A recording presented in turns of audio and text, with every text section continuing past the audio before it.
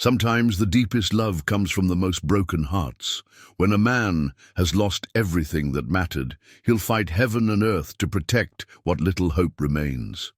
In the dusty town of Widow's Mercy, a mountain man named Colt Maverick rides down Main Street holding a small girl tight against his chest. 20 years ago, he lost his wife and baby son in a terrible fire.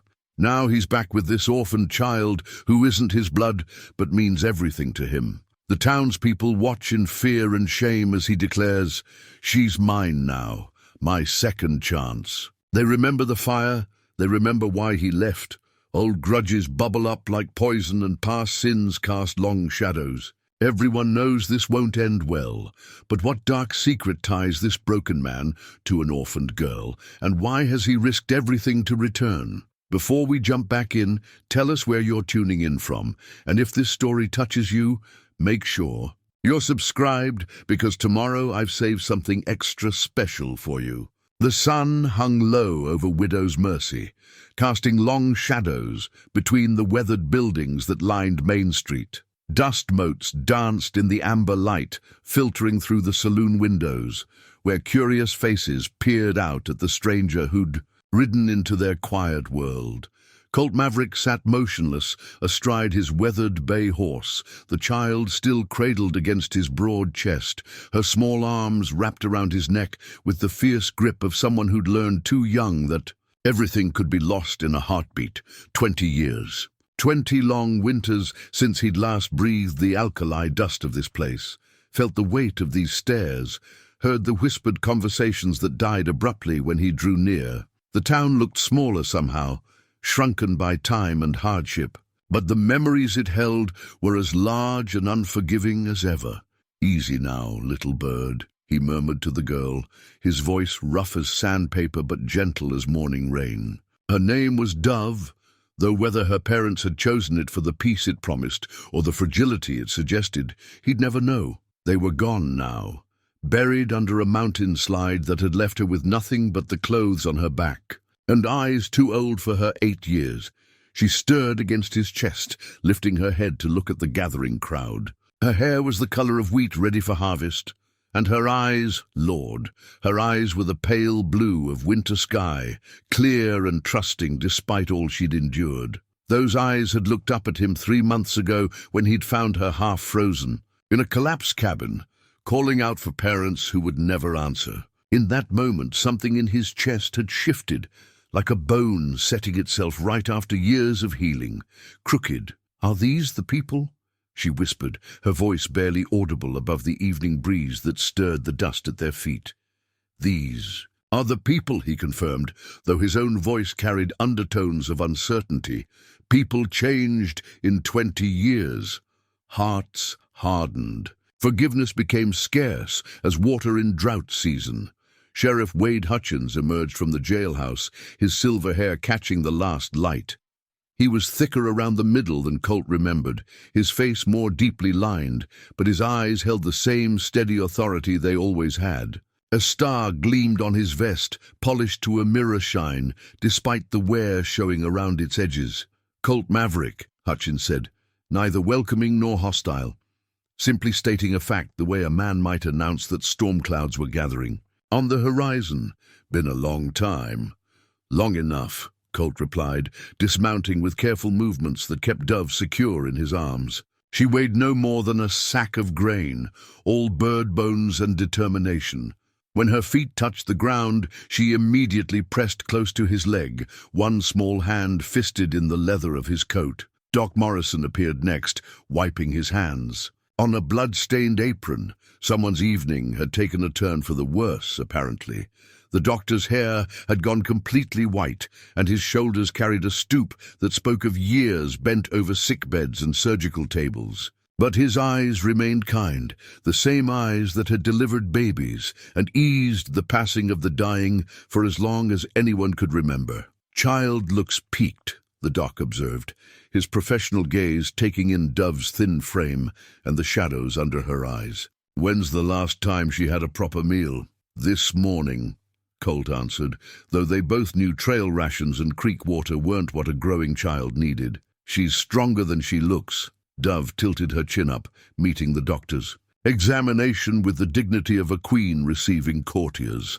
I ate all my beans, she announced solemnly. Even the burnt ones. Doc Morrison's weathered face cracked into a smile.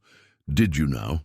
Well, that shows proper character. Burnt beans are the true test of a person's fortitude. A woman's laughter, sharp as breaking glass, cut through the moment. How touching! The prodigal son returns with a foundling. Widow Cora Bennett stepped out of the general store, her black dress severe as a judge's robes. She'd been a handsome woman once, before grief had carved harsh lines around her mouth and eyes. Tell me, Colt Maverick, where exactly did you find this child? Or should we not ask too many questions about a man's acquisitions? The implication hung in the air like smoke, ugly and persistent. Colt's jaw tightened, but before he could respond, Dove stepped forward, small as she was, and fixed the widow with a stare that could have frozen July. "He saved me," she said, her voice carrying clearly in the sudden quiet. "When the mountain fell down and killed my mama and papa, he dug me out and gave me his coat and shared his food. He's a good man." Something flickered in Widow Bennett's eyes, surprise perhaps or shame. She'd expected a cowering child, not this fierce little defender. "I'm sure he is, dear," she said, but the words carried less venom than before. The crowd had grown while they talked. Faces, Colt remembered, and others he didn't press close, drawn by curiosity and the particular magnetism of other people's drama. Some expressions showed welcome, cautious but genuine. Others displayed suspicion, fear, or the particular satisfaction some folks took in watching their neighbors' troubles unfold. "Heard tell you been living up in the high country," said man Colt recognized as Pete the blacksmith, older now but still carrying the broad shoulders and scarred hands of his trade. "That's hard living for a man alone." "Wasn't alone," Colt replied, settling his hand protectively on Dove's shoulder. "Had purpose." The words carried weight beyond their simple meaning. Everyone in Widow's Mercy knew why Colt Maverick had left. 20 years ago, they'd seen the flames that night, orange tongues licking at the sky like the devil's own fingers. They'd heard Rachel's screams before the roof came down, taking her and the baby with it. And they remembered how Colt had stood in the ashes the next morning, his face empty as a burned-out building, his hands shaking as he held what was left of his son's cradle. "Purpose," repeated Widow Bennett, and this time her voice held something. That might have been understanding. She'd lost her own children to the influenza that swept through 5 winters back, buried them side by side in the hill cemetery, where the wind sang mournful songs through the pine branches. Sheriff Hutchins cleared his throat, drawing attention back to practical matters. "You planning to stay, Colt, or just passing through?" The question everyone had been thinking hung between them like a bridge that might hold their weight or might collapse entirely. Colt looked down at Dove, who gazed back with absolute trust. Her hand had found his, small fingers interlocking with his calloused ones like they'd been made to fit together. "Depends," he said finally, "on whether this town's got room for second chances." "Second chances are earned," Widow Bennett said, but her tone had softened further. "They don't come free. Nothing worth having ever does," Colt agreed. Doc Morrison stepped forward, medical bag in hand. "Child needs looking after," he announced with the authority of a man accustomed to being obeyed. "Whatever else gets decided, she needs food and rest and someone to check that cough I've been hearing." Dove's small hand flew to her throat self-consciously, but she didn't deny the observation. She'd been coughing more these past few days, a dry sound that worried Colt more than he'd admitted even to himself. "I can pay," Colt said, pulling a leather pouch from his coat. It clinked with the weight of gold dust and silver coins, honestly earned through months of hunting and trapping. In the high country, for her care, for supplies, for whatever she needs. "Money talks," muttered someone in the crowd, though whether in approval or judgment was hard to say. Sheriff Hutchins studied the pouch, then Colt's face, then the child who stood straight back despite her obvious exhaustion. "There's rooms above the saloon," he said finally. "Not fancy, but clean. Mrs. Murphy keeps them for travelers." "Much obliged," Colt said, though he could see the calculation in the sheriff's eyes. Close enough to keep watch, far enough to avoid trouble. As if summoned by the mention of her name, Mrs. Murphy appeared, a round woman with graying hair and flour-dusted hands who'd been feeding travelers and taking their money for the better part of 30 years. She looked Colt up and down with the practiced eye of someone who'd seen every variety of human nature pass through her doors. "Rooms $2 a night," she announced. "Meals extra. No drinking in the rooms, no fighting, and absolutely no impropriety." Her eyes flicked meaningfully to Dove. "Child needs proper supervision." "She'll have it," Colt assured her. Doc Morrison had knelt beside Dove, one gentle hand on her forehead. "No fever," he announced. "That's good, but she's thinner than paper. And tired as an old horse. When did you two last have a decent night's sleep?" Colt couldn't remember. The weeks on the trail had blurred together, dawn risings and cold camps, always moving, always looking over their shoulders.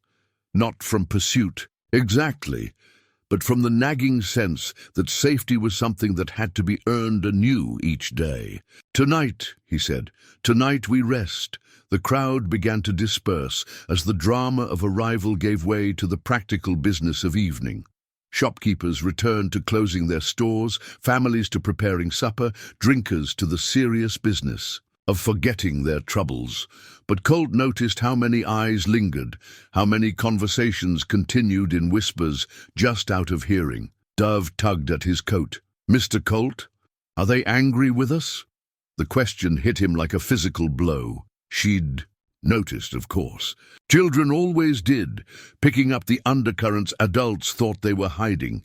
He knelt down to her level, bringing their eyes even. "Some of them remember things that happened a long time ago," he said carefully. "Things that hurt people. They're not sure yet if I'm the same man who caused that hurt, or if I've learned to be different."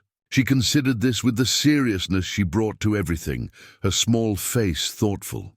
"Have you learned to be different?" The question a child would ask, cutting straight to the heart of things with the ruthless honesty only the young possessed. Colt looked into those pale blue eyes and saw himself reflected there, not the man he'd been, consumed with rage and loss, but the man he was trying to become. "I'm learning," he said truthfully, "every day." She nodded, as if this satisfied her completely. "That's good. Learning is important. Mama always said so." Doc Morrison had finished his preliminary examination and now stood brushing dust from his knees. "She'll do," he announced. "Food, rest, and maybe some of my special tonic. She'll be running around causing proper mischief before you know it."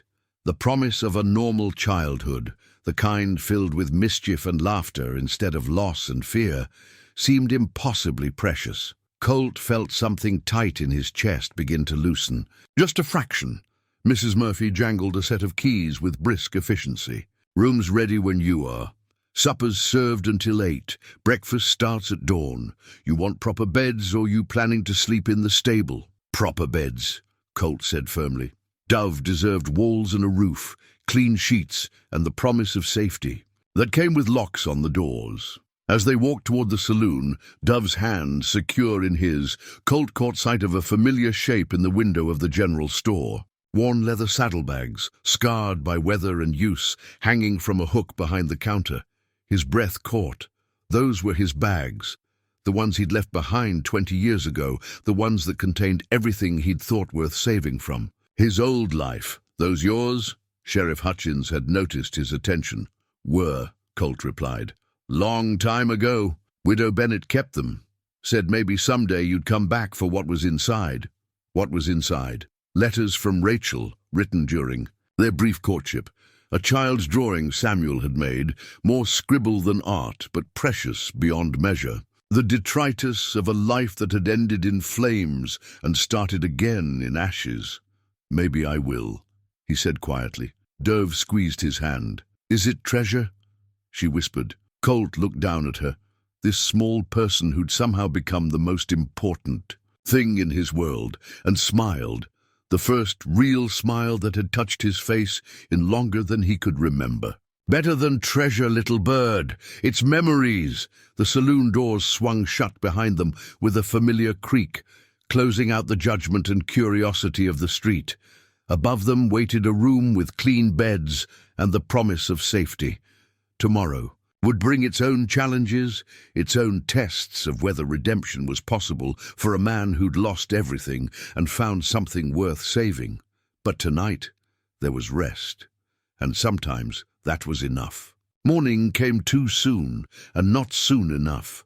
Colt had spent half the night listening to Dove's quiet breathing in the bed beside his, the other half staring at the ceiling and wondering if he'd made the right choice, bringing her here. The town held too many ghosts, too many people who remembered the man he'd been, rather than the man he was trying to become. Dove woke as the first light crept through the thin curtains, her eyes clear and alert, despite the previous day's exhaustion. She'd always been an early riser, a habit born of necessity during their months in the mountains, where dawn meant safety, and darkness brought dangers both animal and elemental. "Good morning, Mr. Colt," she whispered, as if afraid to wake the rest of the world. "Morning, little bird. How'd you sleep?" She stretched like a cat, small arms reaching toward the ceiling. "The bed's soft. I dreamed about Mama and Papa. They were happy I found you." The simple statement hit him harder than any accusation could have. This child who'd lost everything found comfort in dreams where her dead parents approved of the broken man who'd taken responsibility for her future. The weight of that trust sat heavy on his shoulders. Breakfast in the saloon's dining room was a quiet affair. Mrs. Murphy served thick slabs of bacon, eggs that looked like sunshine on the white plates, and biscuits so light they might have floated away if not anchored by butter and honey. Dove ate with the focused intensity of someone who'd known hunger, cleaning her plate with the thoroughness of good manners and practical necessity. They were finishing their coffee, his black, hers more milk than coffee, when the sound of approaching horses drew everyone's attention to the windows. A dozen riders came down Main Street at a purposeful trot, led by a man whose expensive clothes and straight-backed bearing marked him as someone accustomed to command. Sheriff Hutchins was the first to recognize him. "Vernon Briggs," he muttered, his coffee cup clicking against the saucer with more force than necessary. Colt knew the name, if not the face. Briggs owned the largest spread in 3 counties, a man whose wealth and influence reached into every corner of local politics. What he was doing in Widow's Mercy with armed men was a question that settled in Colt's stomach like bad food. The riders drew up in front of the saloon, their horses breathing steam in the cool morning air. Briggs dismounted with the fluid grace of a man born to the saddle, adjusting his coat with the particular vanity of someone who knew he was being watched. He was perhaps 50, his hair silver at the temples, his face bearing the confident lines of a man who'd rarely heard the word no. "Stay close," Colt murmured to Dove, who'd gone very still beside him. The saloon doors swung open with theatrical force. Briggs strode in like he owned the place, which, for all Colt knew, he might.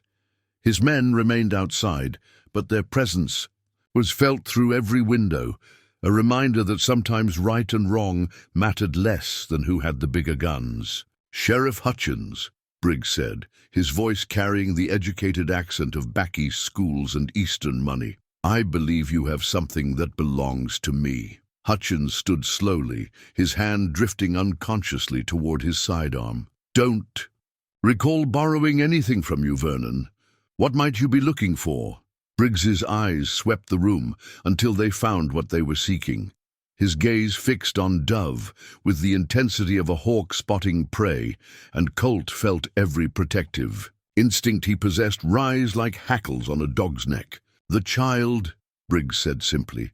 "Her name is Dove Cartwright, and according to the legal documents I carry, she's my ward."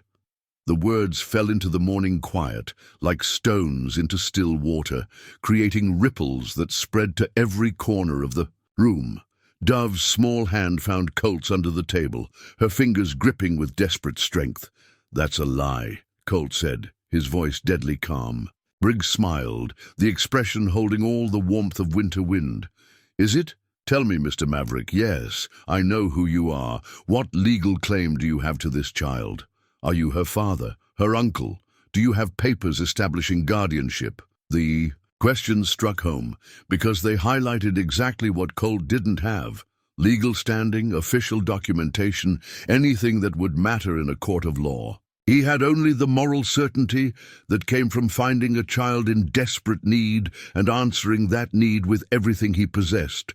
"I have the claim of the man who saved her life," Colt replied. "How admirable. But the law requires more than good intentions." Briggs reached inside his coat and withdrew a folded document, thick with official seals and legal language.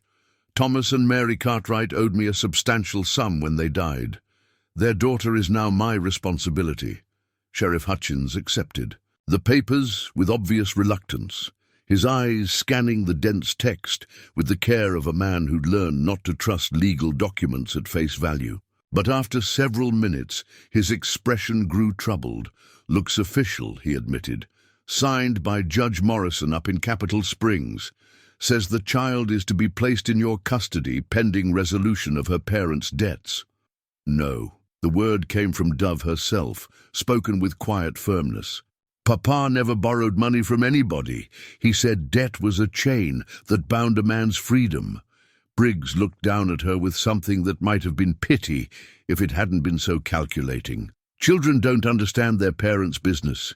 In dealings, my dear, your father was a dreamer, full of plans for mining ventures that never quite paid off. He came to me for financing more than once." "You're lying." Dove's voice remained steady, but tears had begun to track down her cheeks. "Papa said liars go to the bad place when they die. Such a spirited child," Briggs observed, as if discussing the weather. "She'll benefit greatly from proper discipline and education. I have arrangements with an excellent boarding school back east." The threat was subtle but unmistakable. Dove would disappear into the machinery of institutional care, becoming just another orphan processed by a system that cared more about legal niceties than human hearts. Colt stood slowly, his movements deliberate and controlled. Every man in the room recognized the signs: the way his shoulders set, the careful positioning of his hands, the sudden stillness that preceded either words or violence. "She's not going anywhere," he said. Briggs' smile widened. "Are you threatening me, Mr. Maverick, in front of the sheriff? With witnesses present?" "I'm stating a fact. The law says otherwise." Briggs nodded to Sheriff Hutchins. "I trust you'll see that your duty is performed correctly, Sheriff. The child needs to come with me. Today." Hutchins looked genuinely pained, caught between his personal feelings and professional obligations. "Colt, I'm sorry, but if the papers are legal, they are." Briggs' voice carried absolute conviction. "Judge Morrison doesn't sign documents lightly. The girl belongs with me now." Dove had pressed closer to Colt's side, her face pale but determined. "I won't go," she whispered. "I won't leave Mr. Colt." Something flickered across Briggs's face, irritation perhaps, at having his authority questioned by a child. "What you want is irrelevant, little girl. What matters is what the law requires." "The law," Colt said quietly, "can go to hell." The profanity hung in the air like gunsmoke. Every person present understood they'd just witnessed a line being crossed, a point where civilized discourse gave way to something more primal and dangerous. Briggs clapped his hands together once, the sound sharp as a gunshot. How refreshing. Honest emotion instead of legal pretense. His expression hardened. "But emotion doesn't change facts. The child is mine by right of law. Sheriff Hutchins will transfer custody, or I'll return with a federal marshal who will." "Give me time to verify the documents," Hutchins said desperately. "Send a telegram to Capitol Springs. Confirm." "No," Briggs's voice cut like a blade. "I've wasted enough time on this matter.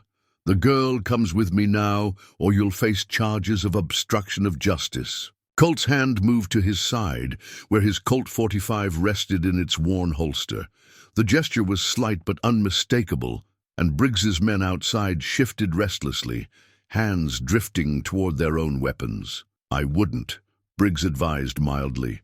You're outnumbered 12-1, and there are innocent people in this room. Surely even you aren't prepared to start a war over one orphaned child. The challenge struck at everything Colt had once been, and everything he was trying not to become again. 20 years ago, he would have drawn his gun and damned the consequences. 20 years ago, rage had burned in him like a forge fire, consuming everything in its path. But 20 years ago, he hadn't had Dove's small hand clutching his. Hadn't. He felt the weight of her trust and faith. The old Colt would have chosen violence. The new Colt, the man he was trying to become, had to find another way. You have until sunset, he said finally. Briggs raised an eyebrow. I beg your pardon? Sunset. That gives Sheriff Hutchins time to verify your papers.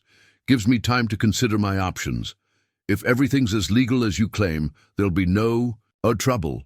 And if I refuse to wait? Colt's smile held no warmth whatsoever. Then you'll discover exactly how much trouble one man can cause when he's got nothing left to lose. The threat hung between them like a drawn blade. Briggs studied Colt's face, reading the truth there, that this broken mountain man would indeed burn down the world before letting harm come to the child he'd claimed.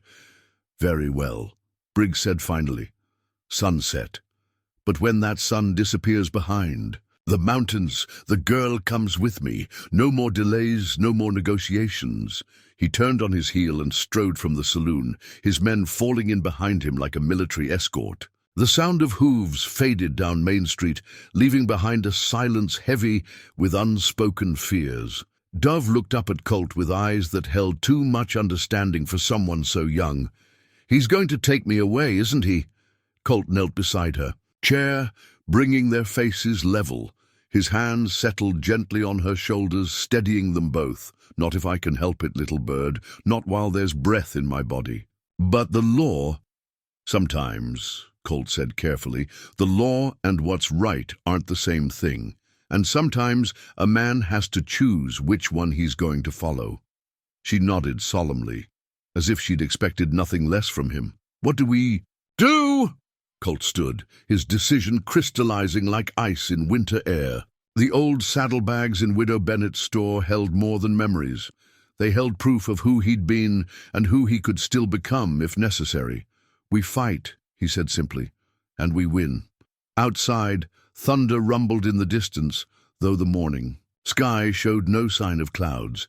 It was the sound of approaching horses, of men with guns and papers that might or might not be worth the ink used to sign them. The clock above the bar showed 10 hours until sunset. 10 hours to find another way, or to prepare for the kind of fight that would determine whether love was stronger than law, whether redemption was possible for a man who'd already lost everything once. Dove slipped her hand into his, small fingers, intertwining with calloused ones.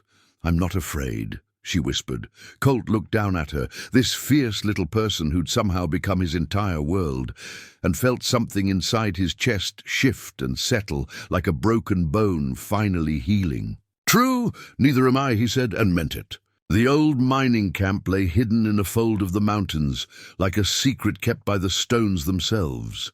Colt had remembered it from his younger days, when hope and gold fever had driven men to scratch at the earth with picks and prayers. Now it stood empty, except for memories and the wind that whistled through broken timber frames. They'd left Widow's Mercy by the back trail, slipping away while Briggs and his men watched the main roads. Dove rode behind Colt on the bay horse, her small arms wrapped around his waist, her trust absolute even as they fled into uncertainty. She hadn't asked why they were running or where they were going. Children who'd survived what she had learned. Early that sometimes adults made decisions that couldn't be explained, only endured. The abandoned cabin that would serve as their shelter leaned against the mountainside like an old man resting against a fence. Its roof sagged but held. Its walls bore gaps that let in light and wind, but the stone chimney stood solid and true. It would do for what they needed. A place to think, to plan, to decide how a broken man and a lost child might stand against the machinery of law and power. Colt unsaddled the horse, while Dove explored their temporary home with the careful thoroughness of someone who'd learned to assess every new situation for both promise and peril. She tested the floorboards with cautious steps, examined the corners where shadows might hide danger, opened the shutters that hadn't moved in years. "It's like a story," she announced finally, settling cross-legged on a patch of floor where afternoon sun streamed through the gaps in the walls. "About people who lived here before and had adventures." "What kind of adventures?" Colt asked, grateful for any conversation that might distract them both from the reality of their situation. She considered this with characteristic seriousness. Maybe they found gold and got rich and bought a big house in town. Or maybe they didn't find gold but found something better. "What's better than gold?" "Love," she said without hesitation. "Mama always said love was the only treasure that got bigger when you shared it." The simple wisdom hit him like a physical blow. Here was this child who'd lost everything, parents, home, security, and she still believed in love as the ultimate treasure. While he'd spent 20 years convinced that everything precious could be burned to ash in a single night. "Your mama was a wise woman," he said, his voice rougher than he'd intended. "She was, and Papa was kind. He used to carve animals out of wood and give them to children who didn't have toys." Dove's eyes grew distant with memory. "He made me a horse once, but it got lost in the slide." Colt reached into his saddlebags, feeling around until his fingers found what they were looking for. He'd carved it during the long winter nights when grief was too raw for sleep, when his hands needed something to do besides shake with rage and loss. A small wooden horse no bigger than Dove's palm, worn smooth by years of handling. "I made this for someone once," he said, offering it to her. "Someone who never got the chance to play with it. Maybe it needs a new owner." Dove accepted the carved horse with the reverence due a holy relic, her small fingers tracing the lines he'd cut with infinite care 2 decades ago. Her eyes filled with tears that didn't fall. "You made this for your little boy," she whispered. "I did. His name was Samuel." The name came easier than it had in years, spoken aloud without the usual stab of pain that accompanied it. "He would have been about your age now, if he'd lived. He would have liked me, I think. He would have loved you," Colt said, and knew it for absolute truth. She cradled the wooden horse against her chest like it might heal all the broken places in both their hearts. "I'll take very good care of it, I promise." "I know you will, little bird." The afternoon wore on as they settled into the rhythm of temporary habitation. Colt gathered wood for a fire, while Dove arranged their meager supplies with the efficiency of someone who'd learned to make do with little. She chatted as she worked, filling the empty spaces with observations about the cabin, questions about the mountains, and stories about her parents that kept their memory alive in the telling. Doc Morrison found them just as the sun began its descent toward the western peaks. They heard his horse long before they saw him, the careful picking of hooves on loose stone, the occasional muttered curse as branches caught at his coat. He appeared in the doorway like an answer to prayers they hadn't dared voice. "Thought I might find you here," he said, swinging down from his saddle with the stiffness of age and long riding. "Used to come here myself sometimes, when the town got too small and the memories too large." "How'd you know where to look?" Colt asked, though he was grateful rather than suspicious. 20 years ago, this is where you came when you needed to think." "Figured some things don't change." The doc tied his horse beside theirs and hefted his medical bag. "Mind if I check on our patient? That cough's been worrying me." Dove submitted to his examination with the patient resignation of someone who'd learned that fighting medical attention was futile. Doc Morrison listened to her chest, looked down her throat, checked her pulse with practiced efficiency. "Better than yesterday," he announced. "Mountain air agrees with her, even if the circumstances don't." He'd brought supplies, food that wouldn't spoil, blankets that would keep the night chill at bay, and news that sat heavy in the evening air. "Briggs has been busy," the doc reported, settling onto a makeshift stool with the careful movements of tired bones. "Had his men asking questions all over town, offering rewards for information about where you might have gone." Anyone tell them anything. Useful? Not yet, but money talks and he's got plenty of it. Doc Morrison accepted the cup of coffee Colt offered, inhaling the steam like it might provide answers as well as warmth. There's something else. Sheriff Hutchins sent that telegram to Capitol Springs about Briggs's papers. Colt waited, reading bad news in the set of the older man's shoulders. Judge Morrison, no relation despite the name, says he never signed any guardianship papers for a child named Dove Cartwright. Says he's never heard of Vernon Briggs in any legal capacity. The words hung in the air like smoke from a dead fire. If the papers were forged, if Briggs had no legal claim to Dove, then everything changed. But it also raised darker questions about why a wealthy rancher would go to such elaborate lengths to claim one orphaned child. That's good news, isn't it?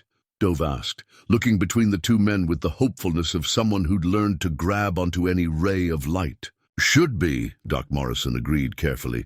Problem is, Briggs doesn't know we know, and even if he did, forged papers can look mighty official to folks who don't know better. What's Hutchins planning to do? What he can. But he's one man against Briggs's influence, and that influence reaches into every corner of 3 counties. The doc's expression grew troubled. There's talk of bringing in federal marshals, of making this a territorial matter.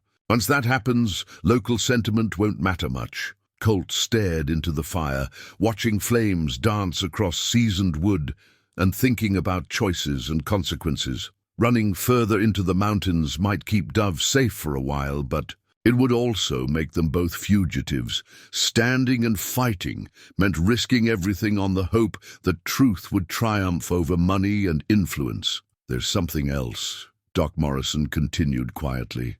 About the fire, about what really happened that night 20 years ago.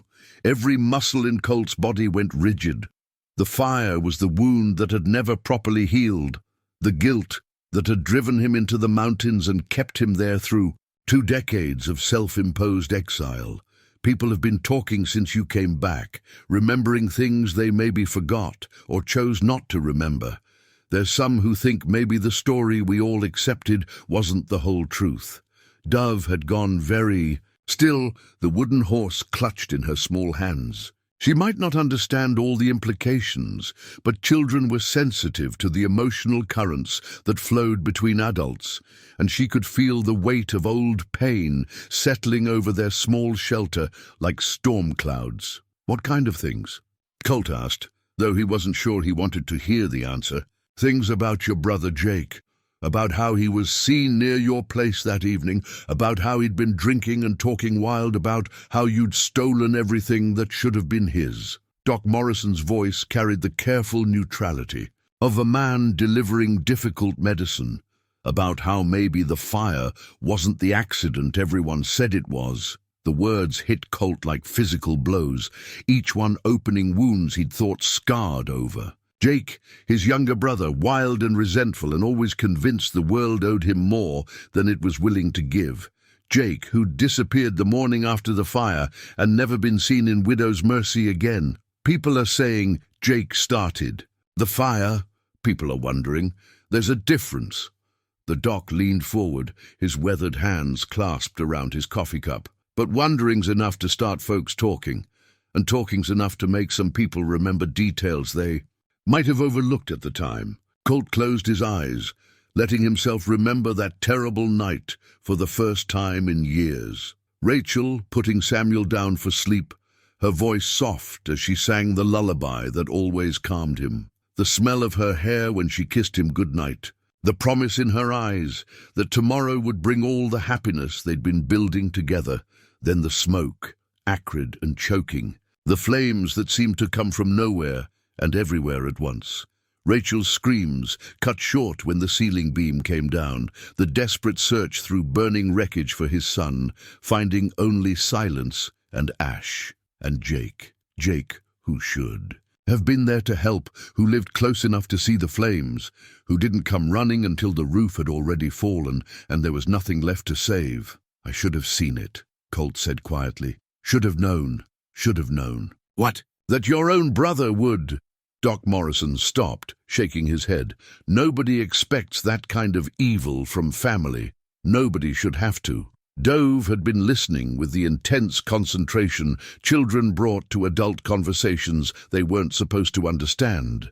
Now she scooted closer to Colt, her small hand finding his larger one and holding tight.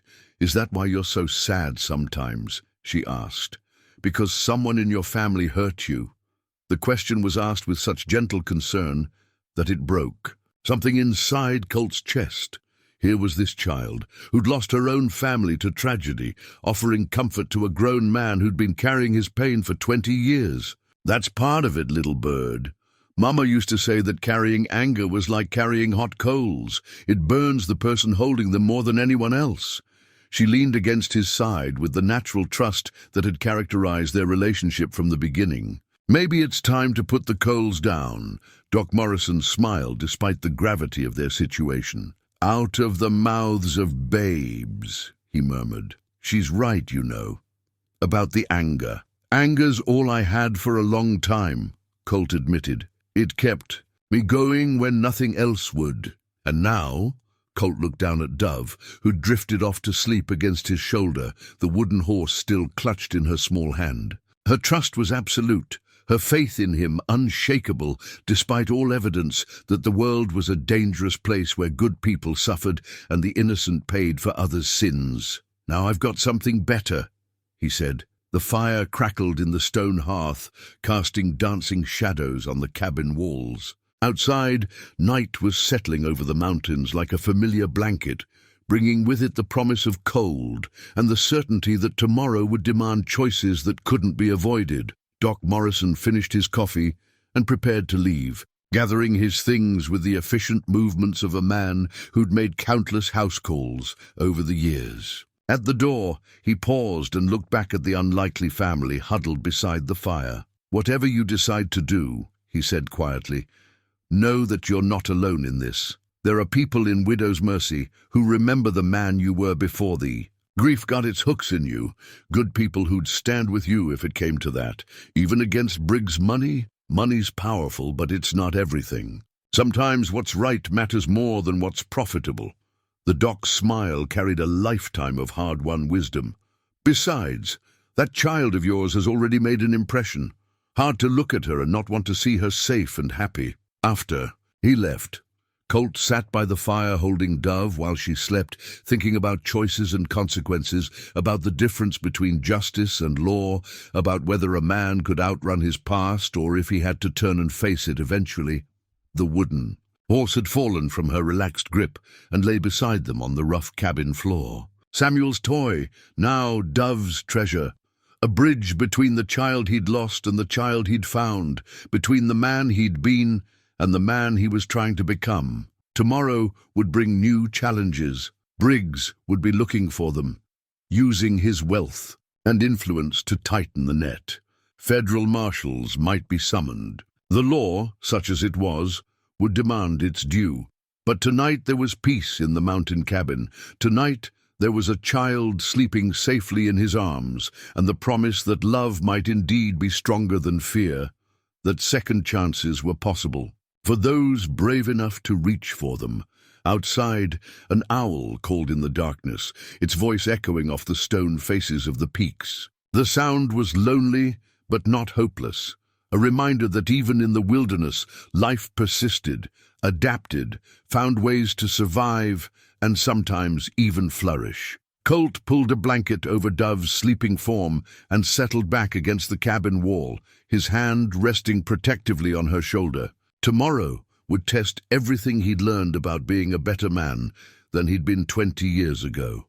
Tonight it was enough to be her guardian, her protector, the one person in the world she could trust completely. In her sleep, Dove smiled and murmured something too soft to understand, but Colt thought it sounded like "Papa," and for the first time in 20 years, the word didn't bring pain.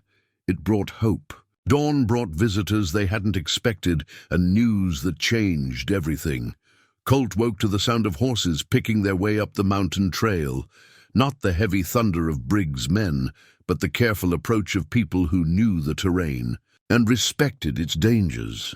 Sheriff Hutchins appeared first, leading his bay mare with the cautious steps of a man who'd learned that mountain paths could kill the careless. Behind him came Widow Bennet, riding side-saddle despite the rough trail, her black dress severe as a judge's robes, but her face showing something that might have been determination. Dove woke at the sound of voices, instantly alert in the way, of children who'd learned that unexpected visitors could bring either salvation or disaster. She pressed close to Colt's side, the wooden horse still clutched in her small fist. "Easy, little bird," Colt murmured, though his own hand had drifted instinctively toward his gun.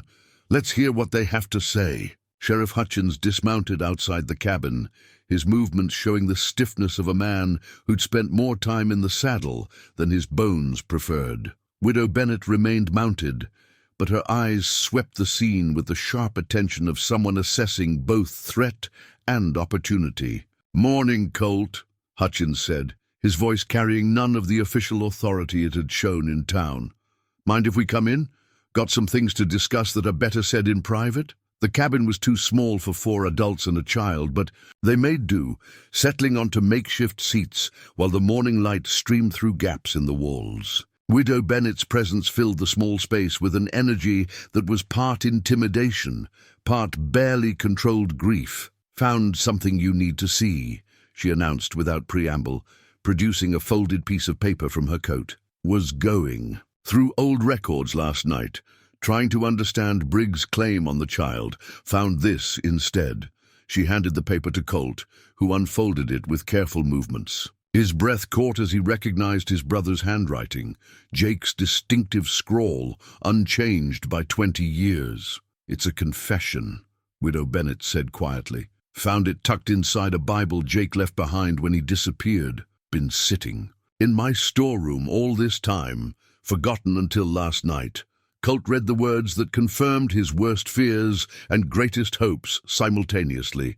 Jake's admission of guilt, written in the shaking hand of a man consumed by liquor and jealousy. His confession to starting the fire that killed Rachel and Samuel.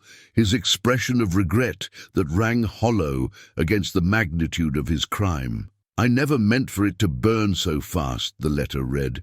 "Just wanted to scare him, make him see that. He wasn't so much better than his little brother, but the wind caught it and the dry wood, and by the time I realized what was happening, it was too late to stop. Rachel and the baby, God forgive me, I never meant for them to die. Colt will hate me forever, and he should. I hate myself. This proves it," Dove said, reading over his shoulder with the precocious literacy of a child who'd been read to every night. "You didn't start the fire, it wasn't your fault." The simple statement hit harder than all the sheriff's official words or the widow's careful explanations. For 20 years, Colt had carried the guilt like a stone in his chest, convinced that somehow his anger, his violent past, his very presence had brought destruction to everything he loved. "No," he said quietly, the word carrying 20 years of pain, finally finding release. "It wasn't my fault." Sheriff Hutchins leaned forward, his weathered hands clasped around his hat brim. "There's more. Been doing some asking around about Briggs and his business dealings. Turns out he's got a history of acquiring property through questionable means. Legal enough to pass surface examination, but dirty enough to stink if you dig deep." "What's his interest in Dove?" Colt asked, though he suspected he already knew the answer. "Her father wasn't just a dreamer with mining claims," Widow Bennet said. "He was a surveyor, and a good one. Before he died, he'd identified mineral deposits in the mountains that could make a man rich beyond imagining. The claims are in Dove's name now, held in trust until she comes of age." The pieces fell together like a lock clicking open. Briggs didn't want a child to raise. He wanted control of her inheritance, the mineral rights that could fund his ambitions for years to come. The forged papers, the threats, the display of force, all designed to intimidate a small town into surrendering a valuable asset without asking too many questions. "So what do we do?" Colt asked.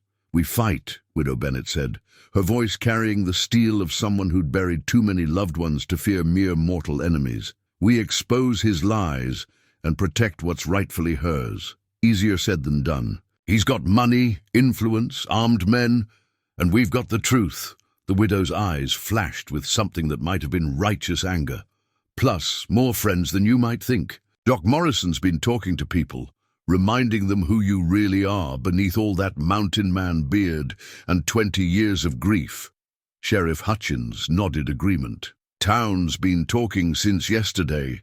Folks remember the man who helped raise their barns, who shared his last meal with anyone who needed it, who never turned away from a neighbor in trouble. They're starting to wonder if maybe they were too quick to judge after the fire. Dove had been listening with the intense concentration she brought to adult conversations, her small face serious as she processed implications beyond her years. Now she looked up at Colt with eyes that held more trust than he felt he deserved. "What if Mr. Briggs comes back with more men?" she asked. "Then we'll deal with it," Colt promised, though he wasn't sure how. Together. Together. The word hung in the morning air like a vow, binding them all to whatever was coming. Sheriff Hutchins straightened his shoulders, settling into his official role like a man putting on familiar armor. Need to get back to town, file proper reports about those forged documents, get word to the territorial authorities about Briggs's fraud. He stood, joints creaking with the protest of age and hard living. Might buy us some time, might not, but it's a start. Widow Bennett rose as well, smoothing her skirts with hands that shook slightly. Not from fear, Colt realized, but from suppressed fury at men who would terrorize children for profit. "You can't stay up here forever," she said. "Child needs proper food, regular sleep, education, and you—" She fixed Colt with a stare that seemed to see straight through him. "You need to stop running from ghosts and start living for the future." After they left, Colt sat holding Jake's confession, reading the words that finally freed him from 20 years of self-imposed penance. Dove curled against his side like a cat seeking warmth, her trust absolute despite the dangers swirling around. "Them, are you sad?" she asked, her voice soft as morning mist. "Sad about the fire, about Rachel and Samuel, but not sad about finding you, little bird, not sad about having something worth fighting for again." She considered this with the seriousness she brought to everything, her small hand patting his, armed with the instinctive comfort offered by those who understood loss. "Mama used to say that sometimes God breaks our hearts so he can fill them with something bigger," she said. "Maybe that's what happened to you, the simple theology of a child's faith cut through 20 years of anger and self-doubt like sunlight through storm clouds." Maybe she was right. Maybe the capacity for love that had been shattered by grief could be rebuilt, strengthened, made large enough to hold not just memory, but hope. Outside, clouds gathered around the mountain peaks, promising weather that would make travel difficult, but inside the cabin something had shifted. The hiding was over. Tomorrow they would return to Widow's Mercy and face whatever was waiting together. The ruins of his old cabin stood like broken teeth against the mountain sky, blackened timbers and tumbled stones marking the place where his world had ended 20 years ago. Colt hadn't planned to come here. The detour had been Dove's suggestion, offered with the gentle wisdom of someone who understood that some wounds needed to be examined before they could properly heal. "This is where you lived before?" she asked, her small hand secure in his as they picked their way through the scattered debris. "This is where I lived," he confirmed, though the words felt strange on his tongue. It seemed impossible that this desolation had once been home, that these charred beams had once supported a roof under which he'd known perfect happiness. Dove released his hand and began exploring the ruins with the careful curiosity of an archaeologist, stepping over fallen timbers and around stones that had once formed the foundation of dreams. Her movements were respectful, reverent even, as if she understood she was walking through the remains of something sacred. "Where was the baby's room?" she asked. Colt pointed to a corner where wildflowers now grew through cracks in what had been the floor. "There." Rachel painted pictures on the walls, animals and trees, things that would make him smile when he woke up. "And your room?" "Here." He stood in what had been their bedroom, where morning light had streamed through windows that no longer existed, where Rachel had brushed her hair by lamplight and told him stories about the future they were building. Together, Dove knelt beside a section of collapsed wall, her attention focused on something half buried in the debris. When she straightened, she held a small object that caught the afternoon light like captured fire. "What's this?" she asked, offering it to him with the solemnity due a holy relic. Colt's breath caught. Rachel's wedding ring, the simple gold band he'd placed on her finger with trembling hands, and promises he'd thought would last forever. It must have fallen through the floorboards during the fire, protected by earth and time, until this moment. "It belonged to someone very special," he said, his voice rougher than he'd intended. Dove studied the ring with the intense concentration she brought to everything important. "Your wife?" "My wife. She must have loved you very much to marry you," she observed with the matter-of-fact wisdom of childhood. The statement hit him like a physical blow, not painful, but profound, reminding him of truths he'd forgotten during 20 years of self-imposed exile. Rachel had loved him completely and without reservation. She'd chosen him despite his rough edges, his violent past, his tendency toward brooding silences. Her love had been a gift he'd never fully appreciated until it was gone. "She did," he said quietly, "more than I deserved." "Love isn't about deserving," Dove said, settling beside him on a fallen log. "It's about choosing. Mama told me that. She said love was something you decided to do every day, like brushing your teeth or saying prayers." The simple theology struck him as profoundly true. Love as choice, as daily commitment, as something that persisted even after the beloved was gone. He'd been loving Rachel all these years, carrying her memory like a talisman against the world's cruelties. They continued their exploration of the ruins, finding fragments of the life he'd built, a bent spoon from their kitchen, pieces of the china Rachel had treasured, twisted metal that had once been Samuel's cradle. Each discovery was both painful and healing, proof that happiness had existed here, that love had been real, even if it hadn't lasted. Near the back corner of what had been their home, Dove's sharp eyes spotted something that made her call out, in excitement. "There's something here, something hidden."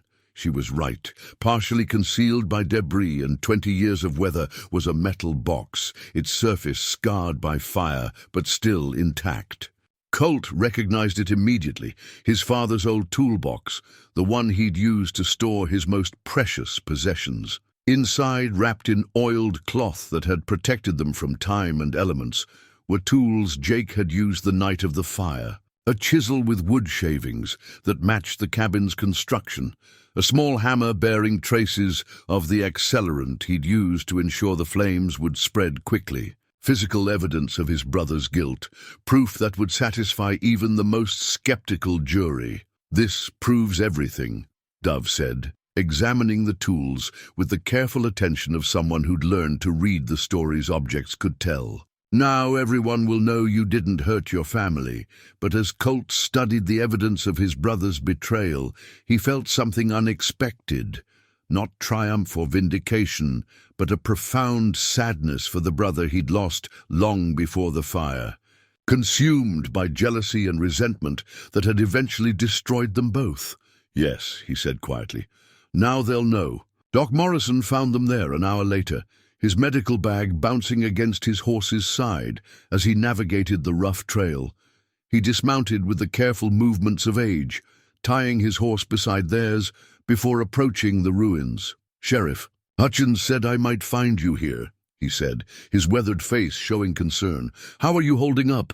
Colt showed him the wedding ring and the tools, explaining their significance with the calm detachment of a man who'd finally found peace with his past. Doc Morrison examined the evidence with the thorough attention of someone who'd testified in courts before, nodding at the conclusions that could be drawn. "This will help," he said finally. "Combined with Jake's confession, it should be enough to clear your name officially." "What about Briggs? That's the other reason I came looking for you." The doc's expression grew troubled. "He's been busy while you've been up here. Posted notices in 3 counties claiming you've kidnapped the child. offering $1,000 reward for information leading to her return. $1,000, more money than most people in Widow's Mercy would see in 5 years, enough to tempt even honest folks into betrayal. Colt felt the familiar weight of the world's injustices settling on his shoulders. "There's more," Doc Morrison continued. "He's brought in federal marshals, convinced them he's dealing with a dangerous criminal who's holding a child against her will." Dove had gone very still, her small face pale with understanding. "He's telling lies about us. He's telling lies that people with badges are willing to believe," the doc confirmed gently. "Money has a way of making even good men see things differently." Colt stood, brushing dirt from his knees, decision crystallizing in his mind like ice forming on winter water. Running further wouldn't solve anything. It would only confirm Briggs's version of events, make them fugitives in truth rather than merely in appearance. "Then we go back," he said. "Back to Widow's Mercy. Colt, that might not be safe." Colt finished. "Nothing's safe anymore. But at least in town we can control the narrative, make our case to people who knew me before the grief made me a stranger." Dove slipped her hand into his, the wedding ring he'd placed on her palm, catching the light like a promise. "Together." "Together," he confirmed, the word carrying more weight than any oath sworn in a courtroom. Doc Morrison shook his head but didn't argue. He'd known Colt long enough to recognize the set of his shoulders, the quiet determination that had always characterized his most important decisions. "If we're going back, we'd better do it right," he said finally. "No skulking in back doors or hiding in shadows. We walk down Main Street in broad daylight. Let everyone see you're not the monster Briggs is painting you to be." As they prepared to leave the ruins of his past life, Colt took one last look around the place where his story had seemed to end. But stories, he was learning, had more than one chapter. Sometimes the most important parts came after everything seemed lost, when hope was rebuilt from ashes, and love proved stronger than fear. The wedding ring felt warm in his palm, no longer a reminder of what he'd lost, but a symbol of what love could accomplish. Rachel had chosen him once, completely and without reservation. Now Dove had made the same choice, trusting him with her future, despite every rational reason to fear what that future might hold. It was enough. It had to be enough. Together, they rode down from the mountains toward whatever was waiting in Widow's Mercy, carrying truth like a weapon and hope like armor against the coming storm. Widow Bennett's general store had become an unlikely headquarters for resistance, its back room filled with townspeople who'd gathered under cover of darkness to plan what some were calling foolhardy and others were calling righteous. Colt sat in the corner, Dove pressed close to his side, while familiar faces debated his fate with the passion of people who'd finally found a cause worth fighting for. The forged documents lay spread across Mrs. Bennett's sorting table like evidence in a trial. The papers that had seemed so official in daylight now revealed as clever fabrications under careful examination. Pete the blacksmith had brought his reading glasses, squinting at the signatures and seals with the methodical attention he usually reserved for shoeing horses. "Look here," he said, pointing to a section of text with his thick finger. "The seals." "Wrong. Territorial seals don't look like that, and the paper's too new.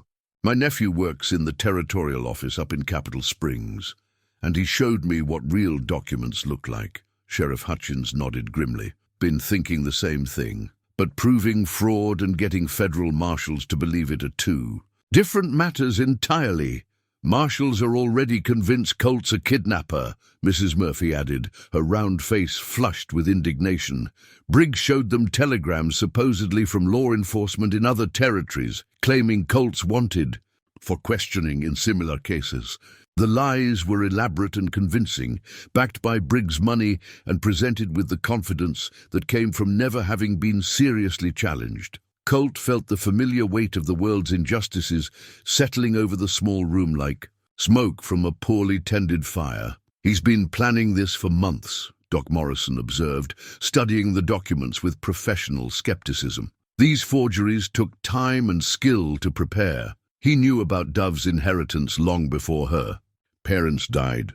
The implication hung heavy in the air. If Briggs had known about the mineral rights, if he'd been planning to acquire them through legal manipulation, then perhaps the mountain slide that had killed Dove's parents hadn't been the accident everyone assumed. Dove stirred against Colt's side, her voice barely audible in the crowded room. "The rocks didn't fall by themselves," she said quietly. "There were men with tools, making loud noises the day before. Papa said they were surveying, but Mama was worried." Every adult in the room went still, the implications of her words settling over them like frost. If Briggs had arranged her parents' deaths, if the orphaning had been deliberate rather than accidental, then they weren't dealing with simple fraud, but with murder.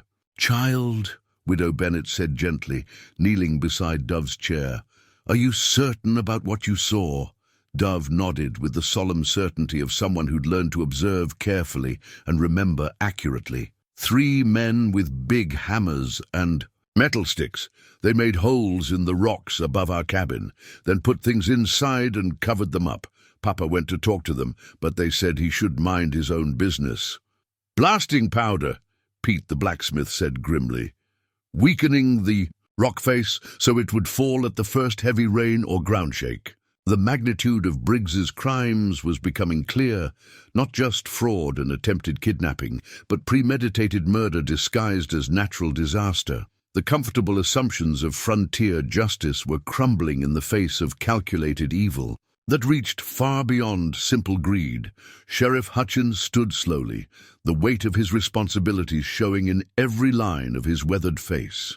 "This changes everything," he said. "If we can prove Briggs arranged that landslide—" "If," interrupted a new voice from the doorway. "But proving's the hard part, isn't it?" Everyone turned to see Federal Marshal Thomas Kane standing in the entrance, his star gleaming dully in the lamplight. He was younger than Colt had expected, with the clean-shaven confidence of someone accustomed to being obeyed without question. Behind him stood 2 deputies, their hands resting casually on their gun butts. "Marshal Kane," Sheriff Hutchins said carefully, "wasn't expecting you until tomorrow. Plans changed. Mr. Briggs was concerned about the safety of the child. Given the volatile nature of her alleged kidnapper, Kane's eyes found Colt in the corner, assessing him with the professional attention of a man who'd arrested dangerous criminals before. "You'd be Colt Maverick." "I would." Colt made no move to rise, keeping his hands visible and his posture non-threatening. Dove pressed closer to his side, her small hand clutching the wooden horse he'd carved for Samuel years ago. "Got reports. You've been holding this child against her will, interfering with legal custody proceedings, making threats against law-abiding citizens." Kane's voice carried the authority of federal law, backed by guns and jurisdiction that reached across territorial boundaries. "Reports from who?" Widow Bennet demanded, her voice sharp with protective anger. "From the child's legal guardian, who has proper documentation." "Forged documentation," Pete the blacksmith interrupted, gesturing toward the papers spread across the table. "We've been examining them, and they're faker than a $3 bill." Marshal Kane's expression didn't change, but his eyes flickered toward the evidence with professional interest. "That's a serious accusation. You have proof of forgery?" "We have Jake's confession about the fire," Doc Morrison said, producing the letter they'd found in Widow Bennet's storeroom. "We have physical evidence from the scene proving Colt's innocence of the charges that drove him from town 20 years ago. And we have a child's testimony about men with blasting equipment weakening the rock face above her parents' cabin," Widow Bennet added, her voice ringing with righteous fury. Kane studied the assembled townspeople with the calculating gaze of someone trained to assess threats and opportunities. These weren't wild-eyed vigilantes or desperate criminals. They were solid citizens with legitimate grievances and evidence to support their claims. "Suppose you show me this evidence," he said finally. "All of it. And suppose you let me talk to the child without intimidation or coaching." Dove looked up at Colt with eyes that held complete trust, despite the fear he could see swimming in their pale blue depths. "It's all right," he murmured. "Tell him what you told us, just the truth." What followed was the most important conversation. of Dove's young life, a careful recitation of facts delivered in her clear, steady voice, while the federal marshal listened with growing attention. She spoke of her parents' death, of the men with tools who'd come before the landslide, of finding Colt in the mountains and learning to trust his protection. Kane examined Jake's confession, studied the physical evidence from the cabin ruins, questioned the townspeople about Briggs' recent activities and his methods of acquiring property. With each piece of evidence, each corroborating detail, his expression grew more troubled. "These are serious allegations," he said finally. "If proven, they'd warrant federal investigation into conspiracy, fraud, and murder." "Then prove them," Widow Bennett said simply. Kane looked around the room, at faces that showed determination rather than desperation, people who'd made their choice and were prepared to stand by it regardless of consequences. "All right," he said, "but we do this properly, by the law. No vigilante justice, no taking matters into private hands. If Briggs is guilty of what you're claiming, he'll face trial in federal court." "And until then?" Colt asked. "Until then, the child stays where she is, under protective custody, if you will, while we sort out the truth." Kane's smile held no warmth, but carried the promise of justice. "Mr. Briggs isn't the only one who can make accusations." Outside, thunder rumbled in the distance, not the approach of weather, but the sound of many horses moving fast along the main road. Briggs was coming with his hired men, expecting to find a cowed town ready to surrender the child without resistance. Instead, he would find a community that had remembered what it meant to stand together against those who would prey upon the innocent. The confrontation that had been building since the moment Colt rode into Widow's Mercy was finally at hand. Dove slipped her hand into Colt's, her small fingers warm and trusting. "Are we going to be all right?" she whispered. "We're going to be." "Fine, little bird," he promised, meaning it for the first time since this all began. "Just fine." The sound of approaching horses grew louder, but it wasn't Briggs and his hired guns that rode into Widow's Mercy that evening. Instead, a single rider emerged from the gathering darkness, his silhouette familiar yet impossible, like seeing a ghost step out of a 20-year-old nightmare. Jake Maverick sat his horse in the middle of Main Street, older and more weathered than when he'd disappeared, but unmistakably the brother Colt had mourned as surely as he'd mourned his wife and son. The years had not been kind.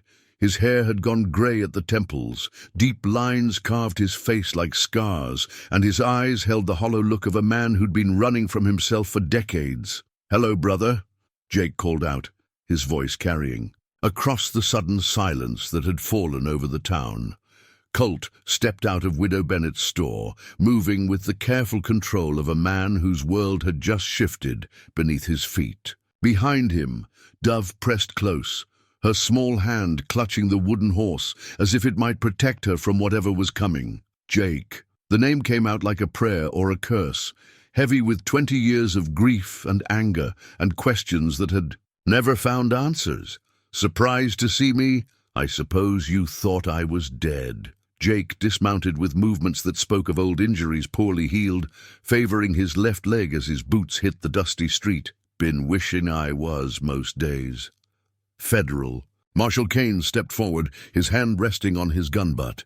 "You'd be Jake Maverick, the one who wrote the confession we found?" "I would." Jake's laugh held no humor. "Come back to set some things right, though I suppose it's too late for that." "It's never too late for truth," Doc Morrison said quietly, emerging from the store with the careful movements of a man approaching a dangerous animal. "Truth," Jake spat in the dust. "Truth is, I've been working for Vernon Briggs for the past 15 years. Truth is, I'm the one who arranged for those folks up in the mountains to have their little accident. Truth is, I've been helping him acquire property through whatever means necessary, and I'm sick to death of it all." The admission fell into the evening air like a stone into still water, creating ripples that spread outward to touch everyone present. Even Marshal Kane's professional composure cracked slightly at the casual way Jake confessed to murder. "You "And killed Dove's parents," Colt said, his voice deadly quiet. "Among others." Jake's shoulders sagged as if the weight of his crimes had finally become too much to bear. "Briggs has been expanding his holdings for years, and he's not particular about his methods. Accidents, forged documents, intimidation, whatever works." Dove made a small sound, half gasp and half sob, pressing her face against Colt's coat. The man responsible for orphaning her, for destroying the safe world her parents had tried to build, stood 20 feet away, confessing his crimes with the detached air of someone discussing the weather. "Why?" The question came from Widow Bennett, who'd emerged from her store with a shotgun cradled in her arms. "Why kill innocent people for money?" "Started with the fire," Jake said, looking directly at his brother for the first time. "I was drunk, angry, jealous of everything Colt had that I didn't. Rachel chose him, everyone in town respected him. He had the life I thought should have been mine." "So you burned it down," Colt said. "I burned it down." Jake's voice cracked. "And when I saw what I'd done, when I realized I'd killed a woman and child out of petty jealousy, I ran. Ran until I found Briggs, who saw potential in a man with nothing left to lose. He's been using you all these years," Marshal Kane observed with professional detachment. "Using me, paying me, keeping me supplied with enough whiskey to drown the screaming in my head." Jake pulled a leather journal from his saddlebags, its pages thick with years of entries. "But whiskey doesn't work anymore, and the screaming's getting louder." He tossed the journal into the dust at Colt's feet. "That's a record of every job I've done for Briggs, every property acquired through intimidation, every accident that wasn't an accident, every family destroyed for the sake of his expansion." Colt picked up the journal, its weight seeming disproportionate to its size. Here was evidence of a criminal enterprise that stretched across multiple territories, proof of crimes that would put Vernon Briggs away for the rest of his natural life. "Why now?" Doc Morrison asked. "Why come back now?" Jake's eyes found Dove, who still clung to Colt's side like a small bird seeking shelter from a storm. "Because I saw her," he said quietly. "Saw this little girl who'd lost everything because of what I did, and I realized I couldn't run anymore. Some things can't be outrun, can't be drowned in liquor, can't be forgotten no matter how hard you try. So you decided to develop a conscience," Widow Bennett said, her voice sharp with contempt. "I decided to stop making things worse." Jake looked at his brother with eyes that held decades of regret. "Can't undo what I've done, can't bring back the people I've killed, but maybe I can stop Briggs from hurting anyone else." Marshal Kane stepped forward, studying the journal with professional interest. "This evidence, it's detailed enough to convict? Names, dates, methods, payments received?" Jake's voice was flat, emotionless. "Everything you'd need to build cases against Briggs and his associates across 3 territories. And you're willing to testify?" "I'm willing to hang, if that's what justice requires." Jake met his brother's eyes. "Long overdue, really." Colt stared at the man who'd destroyed his life, who'd killed his wife and son, and then spent 20 years helping others commit similar crimes. Every instinct demanded violence, revenge for decades of pain and loss. But Dove's small hand in his reminded him of who he was trying to become, of the choice between perpetuating cycles of violence or finding a better way. "Hanging's not justice," he said finally. "Justice is you living with what you've done, spending whatever time you have left trying to make amends." Jake's laugh was bitter. "Amends? For murder? For 20 years of helping a monster destroy families? For starting?" Dove said quietly, her voice carrying clearly in the sudden stillness.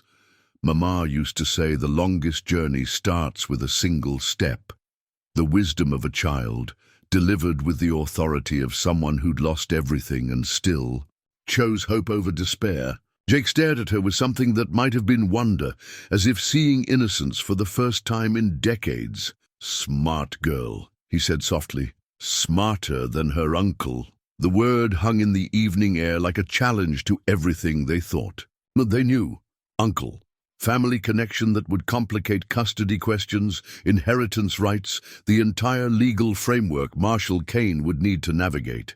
"She's not yours to claim," Colt said, his voice carrying deadly certainty. No, Jake agreed. She's yours, if you'll have her. You're the only family she's got left, and you're a better man than I ever was, even before I destroyed my soul for money. Thunder rumbled in the distance, real weather this time, storm clouds building over the mountains. But also the sound of more horses, Briggs and his men finally arriving for the confrontation they'd been expecting to win through intimidation and superior firepower. "They're coming," Sheriff Hutchins observed, checking his sidearm with practiced efficiency. Jake remounted his horse, the journal of his crimes safely in Marshal Kane's possession. "Briggs won't surrender quietly. He's got too much to lose, too many crimes to answer for." "Where are you going?" Colt asked. "To face him, to tell him his private enforcer has developed inconvenient morals." Jake's smile held no warmth but carried grim determination. "Been running for 20 years, brother. Time to stop." As he rode toward the approaching dust cloud that marked Briggs' arrival, Dove looked up at Colt with eyes that held understanding. "Beyond her years. He's trying to do better now," she said quietly. "Yes," Colt agreed, watching his brother disappear into the gathering darkness. "He is. Whether it would be enough, whether redemption was possible for someone who'd committed such terrible crimes, remained to be seen. But the attempt mattered. The choice to face consequences rather than continue running. The storm was coming, in more ways than one. But for the first time in 20 years, Colt felt ready to meet it head-on, with truth as his weapon and love as his armor against whatever darkness the night might bring. The storm broke just as Vernon Briggs and his 12 armed men rode into Widow's Mercy, thunder rolling across the mountains like the voice of judgment itself. Rain began to fall in heavy drops that struck the dusty street like bullets, raising small puffs of earth that would soon become mud and difficulty for horses and men alike. Colt stood in the doorway of Widow Bennett's store, Dove pressed against his side, watching as Briggs deployed his men with military precision. The rancher had come prepared for war, each of his hired guns positioned to control key points along Main Street: the saloon, the sheriff's office, the general store where the townspeople had gathered to plan their resistance. "He's not taking any chances," Marshal Kane observed, checking his rifle with the methodical movements of a professional. His 2 deputies flanked him, their badges gleaming dully in the storm-dimmed light. "Neither are we," Sheriff Hutchins replied, though his voice carried the weight of a man who'd seen too many good intentions buried in Boot Hill cemeteries. Through the driving rain, they could see Jake confronting his former employer in the middle of the street. The conversation was too distant to hear over the storm, but the body language told its own story.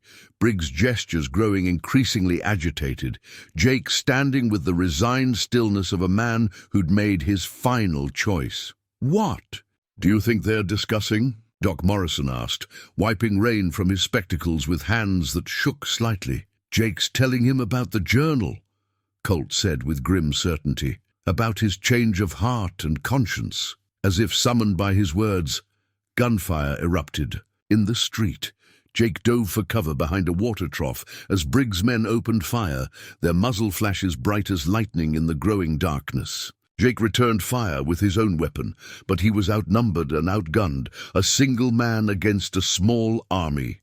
"We have to help him," Dove said, her small voice fierce with determination that belied her 8 years. "We will," Colt promised, though he wasn't sure how. The tactical situation was grim. Briggs controlled the street and had them effectively pinned in the store. Any attempt to help Jake would expose them to devastating crossfire. But Widow Bennett had other ideas. The elderly woman appeared in the doorway, carrying her late husband's military rifle, the weapon he'd used to serve his country in conflicts that had forged the nation from wilderness and war. "Samuel fought at Gettysburg with this rifle," she announced, her voice carrying over the storm and gunfire. "Never thought I'd need to use it myself, but these are exceptional circumstances." She took aim through the window, her movements showing the steady competence of someone who'd grown up when survival depended on marksmanship as much as medicine. Her first shot took down one of Briggs' men. the sharp crack of the rifle punctuating the thunder like divine punctuation. "Now that," Pete the blacksmith said with grim admiration, "is how you even the odds." What followed was a coordinated effort that spoke to the deep bonds holding small communities together when faced with external threats. Mrs. Murphy appeared with her husband's shotgun, its twin barrels loaded with buckshot that would devastate anything within range. Doc Morrison produced a pistol from his medical bag, checking its cylinder with hands that were steadier than they had any right to be. Even the shopkeepers and farmers who'd never fired a shot in anger found themselves taking positions at windows and doorways.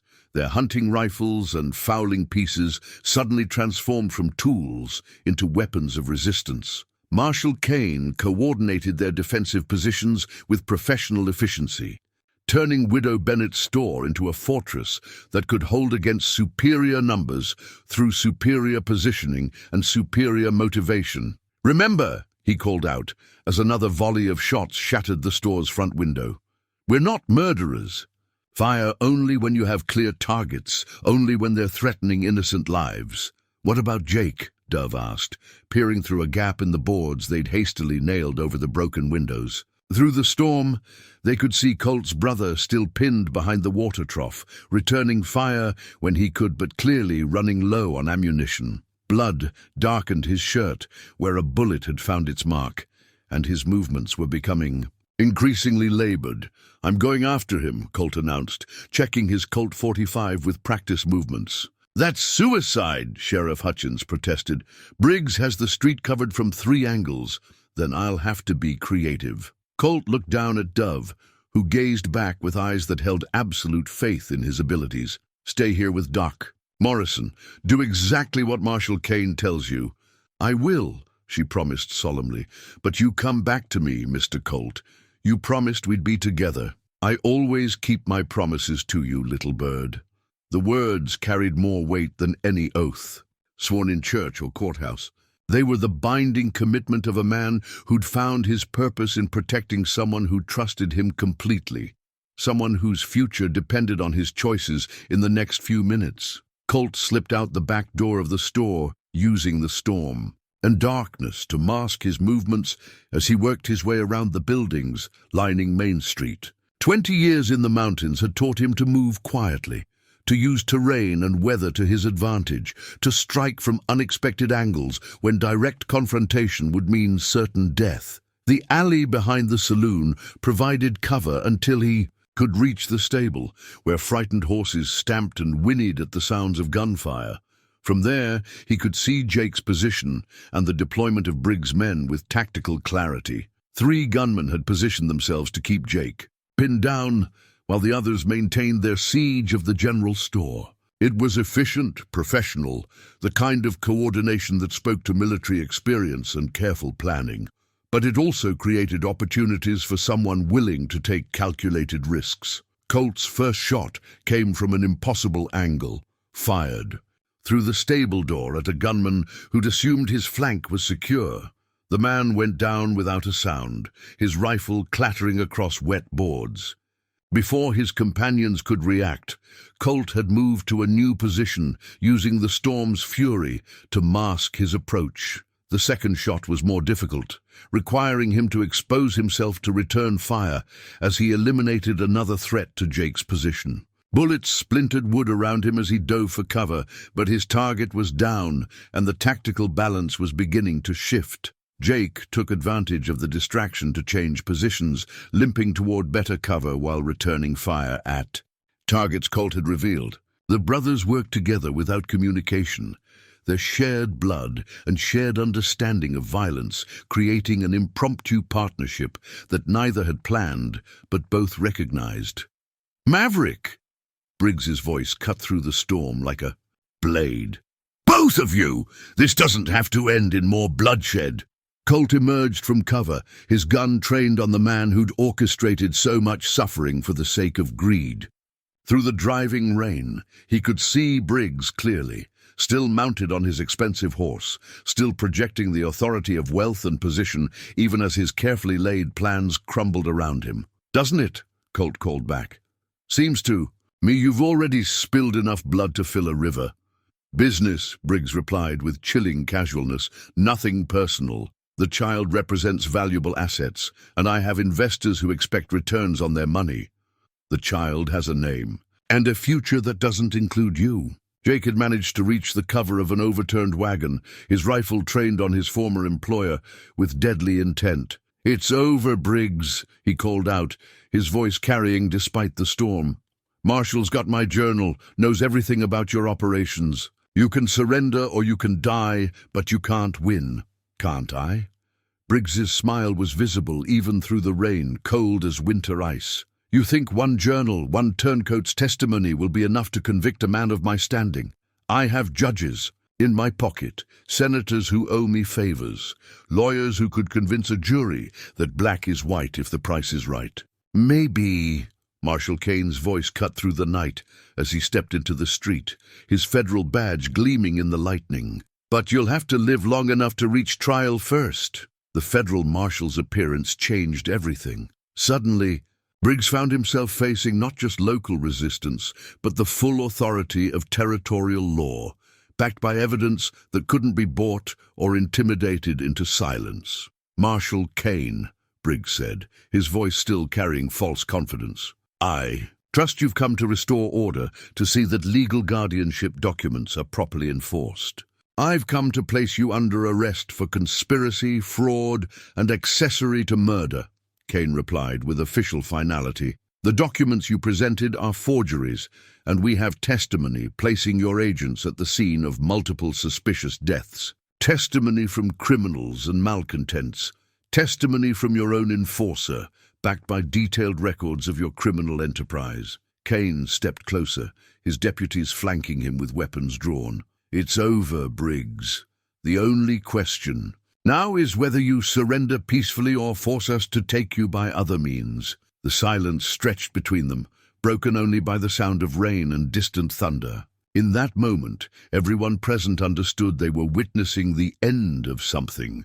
Not just a criminal enterprise, but a way of thinking that placed profit above human life, that treated people as assets to be acquired or obstacles to be eliminated. Dove's voice carried clearly through the storm, sweet and clear as a church bell. "Please don't hurt anybody else, Mr. Briggs. Hurting people doesn't make the sad go away."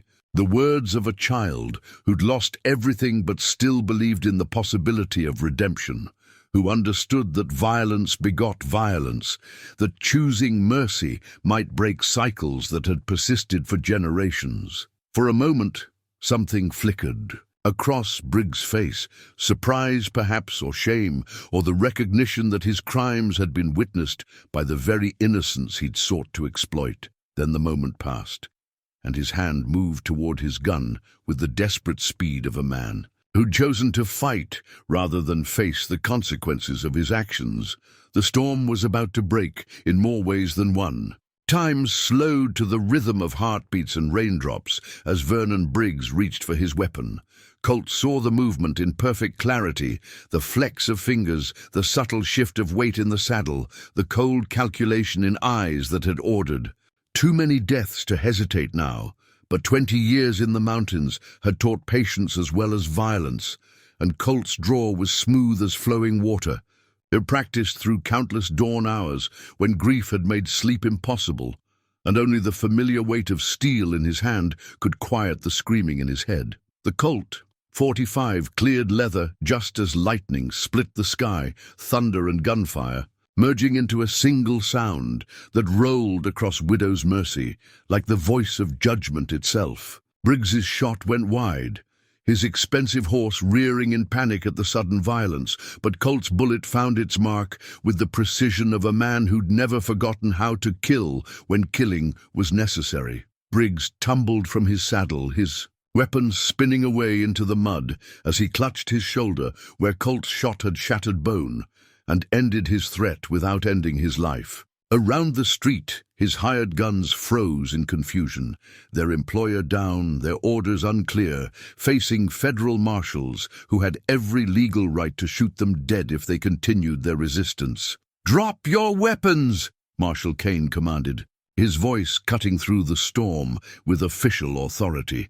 "You're all under arrest for conspiracy and attempted murder." What followed was the careful choreography of surrender. Men who'd been ready to die for money, deciding that staying alive was worth more than their employer's gold. Weapons hit the muddy street with wet thuds.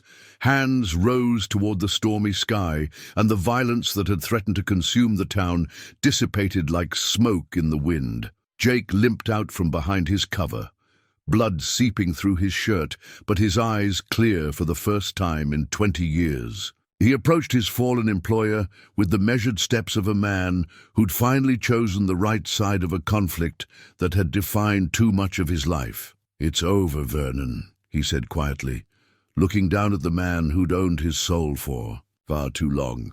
"No more murders, no more families destroyed for your profit." Briggs glared up at him through eyes bright with pain and fury. "You're a fool, Jake. You think one act of conscience will wash away 20 years of blood? You think testifying against me will somehow redeem your worthless soul?" "No," Jake replied with surprising gentleness. "But it might prevent someone else from making the same mistakes I did." Doc Morrison appeared with his medical bag, kneeling beside Briggs with the professional detachment that had served him through decades of treating both saints and sinners. "Shoulders shattered, but you'll live," he announced, "though I expect you'll be spending that life behind bars." "We'll see about that," Briggs snarled, but the threat carried no weight now. His money might buy lawyers and influence, but it couldn't change the testimony in Jake's journal or the physical evidence of his crimes. Colt holstered his weapon and turned toward the general store, where Dove waited with the patient trust of someone who'd never doubted he would keep his promise. To return, she ran to him through the driving rain, her small arms wrapping around his waist with fierce determination. "You came back," she said, her voice muffled against his coat. "Always will, little bird. Always." Marshal Kane supervised the arrest of Briggs and his men with professional efficiency, reading charges that would keep them locked away for decades if the evidence held up in court. The townspeople emerged from their defensive positions, weapons lowered but vigilance maintained, understanding that evil rarely surrendered completely even when defeated. Sheriff Hutchins approached Colt and Dove, his weathered face showing relief, mixed with something that might have been pride. "Reckon this settles the custody question," he said quietly. "No judge is going to award guardianship to a man facing federal murder charges." "What about Jake?" Dove asked, looking toward Colt's brother with eyes that held more compassion than judgment. "He's my uncle." The relationship complicated things, but Jake shook his head before anyone could voice concerns about his legal standing. "I gave up any claim to family 20 years ago," he said firmly. "When I killed Rachel and Samuel, when I chose money over morality, I stopped being anyone's brother or uncle. But you're trying to be better now," Dove pointed out with the simple wisdom that had characterized her understanding throughout this ordeal. "Mama used to say that's what matters most. Not where you've been, but where you're going." Jake's eyes filled with tears that mixed with rainwater running down his weathered face. "Your mama was a wise woman, little one. Wiser than the men who destroyed her family for profit." The storm was beginning to break, clouds parting to reveal stars that had been hidden by the violence and fear of the past few days. In their light, Widow's Mercy looked different, cleaner somehow, as if the rain had washed away more than dust from its streets. But there was still work to be done, legal matters to be settled, futures to be secured. The immediate danger had passed, but the consequences of the night's revelations would echo for years to come. Colt looked down at Dove, who gazed back with absolute trust, despite everything she'd witnessed, everything she'd endured. In her eyes, he saw not the broken man who'd fled into the mountains 20 years ago, but the man he'd become through loving her, someone worthy of the faith she placed in him. "Ready to go home?" he asked. "Where's home?" she replied with the practical curiosity of someone who'd learned not to take shelter for granted. "Wherever we are together," he said, meaning it completely. The answer satisfied her, as he'd known it would. Home wasn't a place, but a promise, not walls and a roof, but the security that came from being loved unconditionally by someone who would never abandon you, no matter what storms might come. Together, they walked through the settling rain toward whatever tomorrow might bring, carrying hope like a lantern against the darkness that would always threaten but would never again define their lives. The morning after the storm brought crystalline air and the kind of light that made everything seem possible. Colt woke to find Dove, already dressed, and sitting by the window of their room above the saloon, her small hands cradling something that caught the early sunshine like captured fire. "What do you have there, little bird?" he asked, though he already knew. "Mamma's necklace," she said, holding up the simple silver pendant that had been among her few possessions when he'd found her in the collapsed cabin. "I want to give it to you." The offer hit him like a physical blow.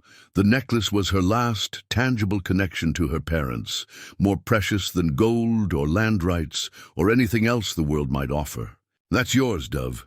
It should stay with you." "Mama said love gets bigger when you share it," she replied with the matter-of-fact wisdom that never failed to humble him. "I love you, Mr. Colt. You're my family now." He accepted the necklace with hands that weren't entirely steady. Understanding that she was offering him more than jewelry, she was making him officially, permanently, irrevocably hers. The pendant settled against his palm with surprising weight, as if it carried not just silver, but promises and hope, and the absolute trust of someone who'd chosen him as her father in every way that mattered. A knock at the door interrupted the moment. Marshal Kane stood in the hallway, his official bearings softened by something that might have been approval. "Judge Patterson arrived from the territorial capital this morning," he announced. "He's prepared to formalize the custody arrangements, make everything legal and proper, and Briggs will be transported to federal prison pending trial. With Jake's testimony and the evidence in that journal, he'll spend the rest of his life behind bars." Kane's smile held grim satisfaction. "His lawyers are already trying to negotiate a plea agreement, but the charges are too serious and the evidence too solid." They walked through town toward the courthouse, passing faces that showed welcome rather than suspicion, people who nodded respectfully and smiled at Dove with the warmth reserved for children who belonged to the community. The transformation was remarkable, from outcast to neighbor in the space of a few days, all because truth had finally overcome lies and love had proven stronger than fear. Judge Patterson was a distinguished man with silver hair and kind eyes, someone who'd spent decades weighing evidence and rendering decisions that affected lives and futures. He examined the documents Kane presented with careful attention, asked questions that demonstrated both legal expertise and genuine concern for Dove's welfare. "The child's inheritance is substantial," he observed, studying the mineral rights. Surveys that established her claim to wealth that could last generations. She'll need trustees, legal guardians, people who can protect her interests until she comes of age. "She has that," Colt said firmly, his hand resting protectively on Dove's shoulder. "You understand the responsibilities involved, the legal obligations, the financial complexities, the simple daily requirements of raising a child." Before Colt could answer, Dove spoke up with characteristic directness. "He takes good care of me. He makes sure I eat all my vegetables and say my prayers and learn my letters. He tells me stories about Mama and Papa, so I won't forget them. And he carved me a horse, just like the one he made for his little boy, who died." Judge Patterson's expression softened as he listened to her earnest testimonial, understanding flowing across his weathered features. "And you want Mr. Maverick to be your guardian, your legal father?" "He already is," Dove said simply. "The papers just to make it official for the grown-ups who need everything written down." The proceeding that followed was surprisingly simple, a matter of signatures and seals and official language that transformed what the heart already knew into legal reality. When it was finished, Colt Maverick was officially the guardian of Dove. Cartwright, with all rights and responsibilities that entailed, Jake appeared as they left the courthouse, moving carefully due to his shoulder wound, but showing a clarity in his eyes that had been absent for 20 years. He approached them with the hesitant steps of someone unsure of his welcome. "Congratulations," he said quietly, looking at Dove with something that might have been wonder. "She's lucky to have you." "I'm the lucky one," Colt replied, meaning it completely. Jake nodded, understanding passing between them despite everything that had happened. "I'll be staying in town for the trial, testifying against Briggs and the others. After that," he shrugged, the gesture suggesting uncertainty about a future that stretched beyond legal obligations. "After that you could stay," Dove said with the direct kindness that characterized her approach to broken things. "If you wanted to, Uncle Jake." The title hung in the morning air like a bridge between past and future, an offer of redemption that neither man had expected but both recognized as genuine.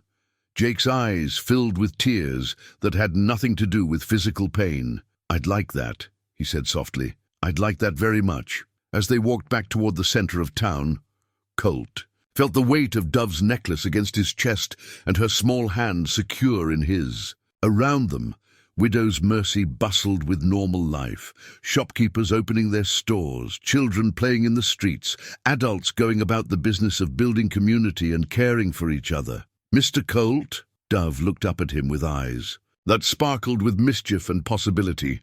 "Can we get a dog?" His laughter rang across the morning air, joy given voice after 20 years of silence. "We can get a dog, little bird. We can get anything you want. I want a family," she said seriously.